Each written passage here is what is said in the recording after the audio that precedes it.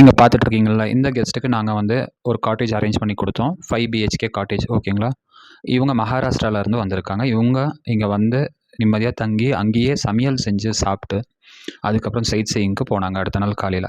So இந்த மாதிரி தாங்க. நீங்க வந்து எங்க இருந்தாலும் சரி, எங்களுக்கு கால் பண்ணீங்கன்னா போதும். 9080055160 இந்த நம்பருக்கு கால் பண்ணீங்கனாலே போதும்.